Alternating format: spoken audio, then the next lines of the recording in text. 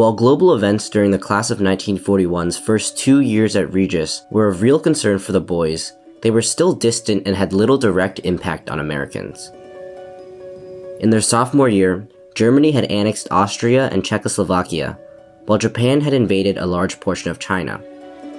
But a significant majority of the country then, including most Regis boys, were not in favor of being drawn into foreign, old-world conflicts. America, after all, had its own domestic problems. But there were signs that things were about to change. I have asked the Congress to reassemble in extraordinary session in order that it may consider and act on changes in our neutrality law. When Regis celebrated its commencement in June of 1939, the British monarchy would be in New York at the very same time. Over 3 days, King George VI and Queen Elizabeth would visit the World's Fair in Flushing and be famously fed hot dogs at President Roosevelt's New York residence.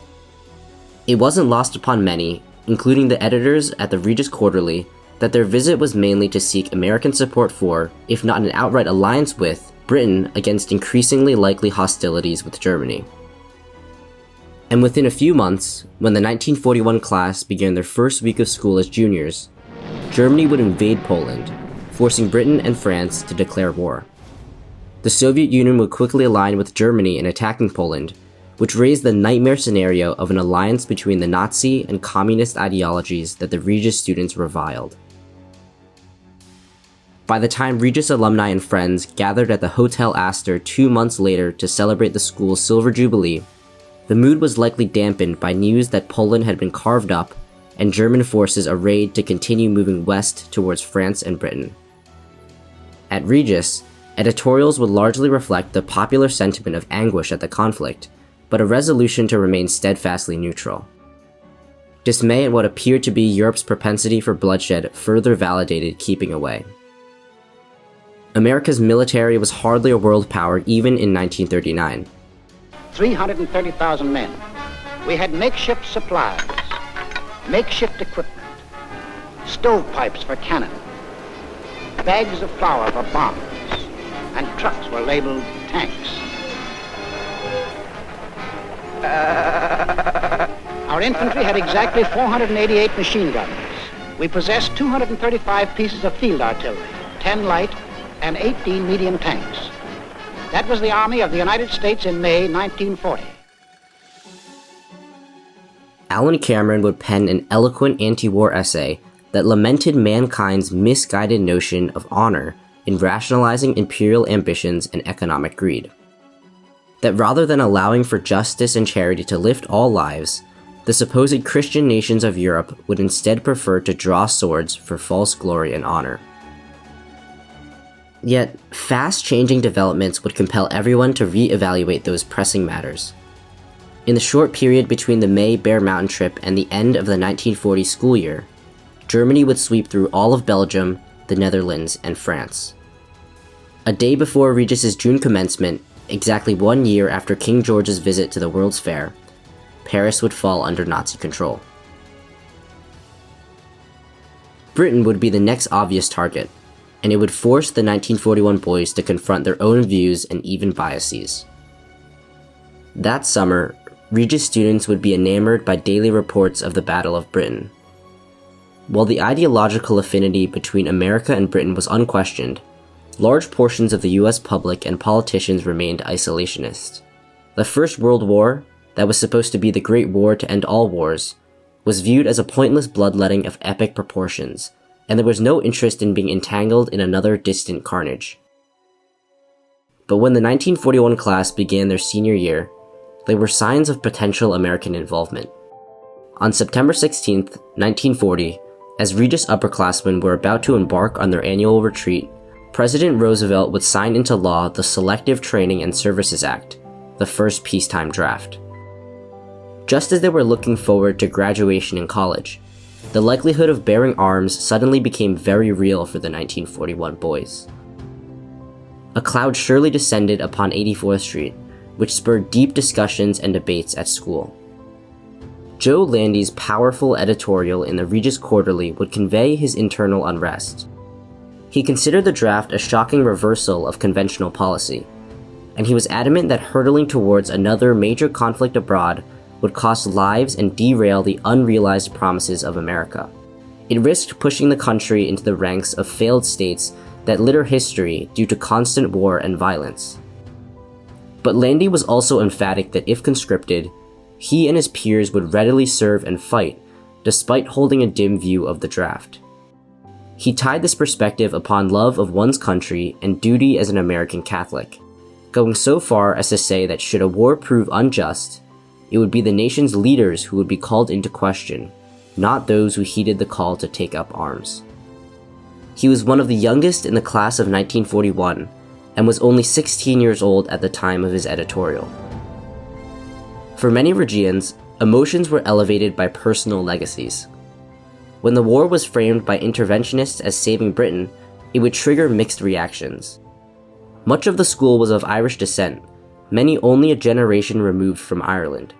And given the well-established litany of abuses by the English not only against the Irish, but as a worldwide colonial power, many found it hard to be sympathetic for Britain.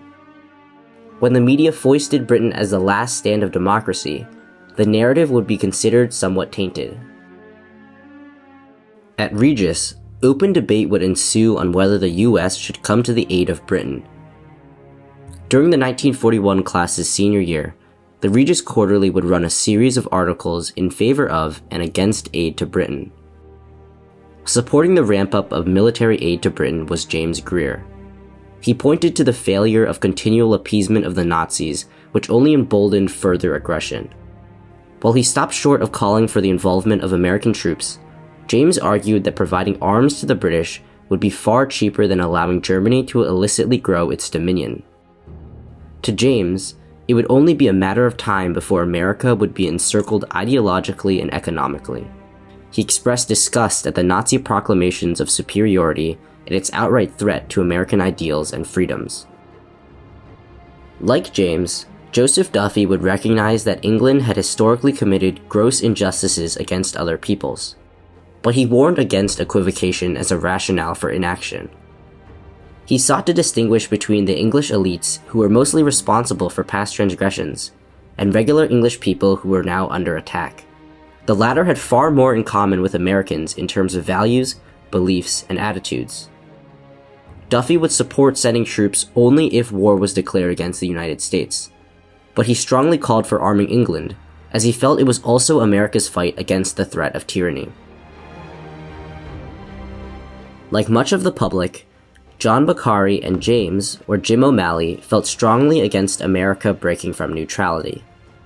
Jim O'Malley was highly regarded at Regis, and was one tagged for future success. He was the school's champion debater who made the lead team as a junior.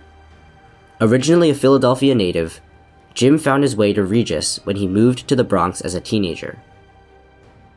John Beccari and Jim argued that they saw no reason why America needed to assume that its destiny was intertwined with that of England's.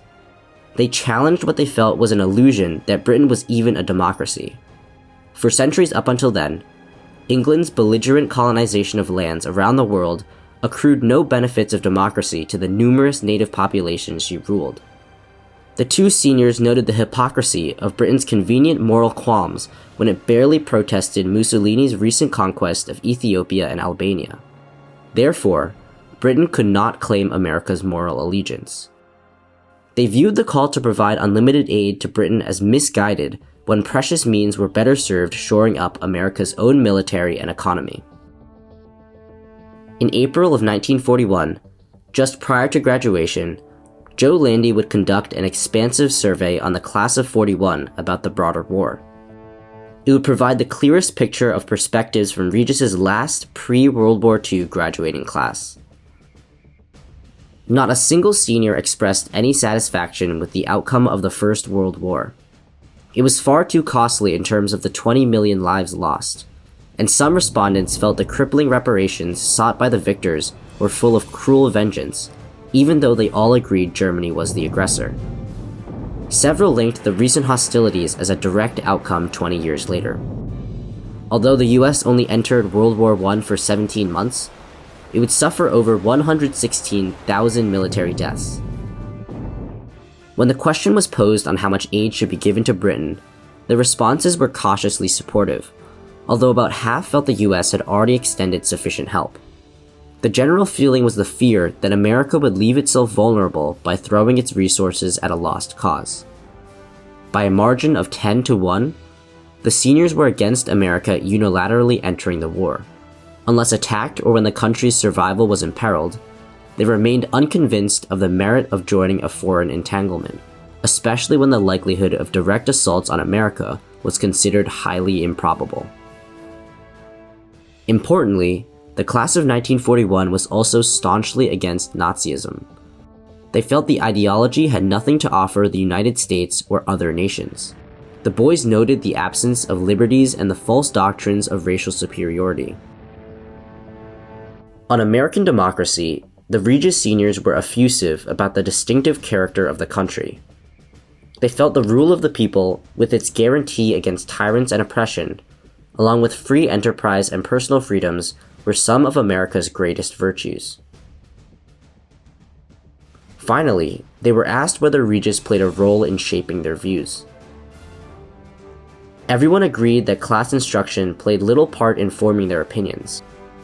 But it's the critical elements that come with Regis, the companions, Catholic influence, and the development of intellectual tools for discernment that fostered their beliefs. It was at Regis where they would learn to decipher the quality of arguments, whether they were delivered with rabid conviction or stoicism. And it was at school where they learned to look at multiple sides of each question. In those elevated times of anxiety and uncertainty, these essays are a unique insight into the mindsets of the 16 to 18-year-old Regis boys.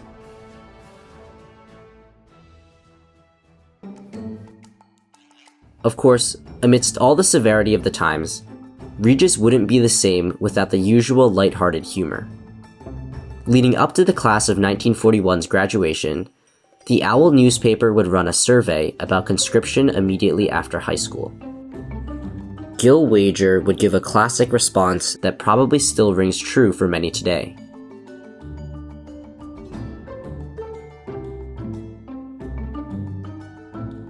Gil would eventually be the very first of the class of 1941 to be drafted.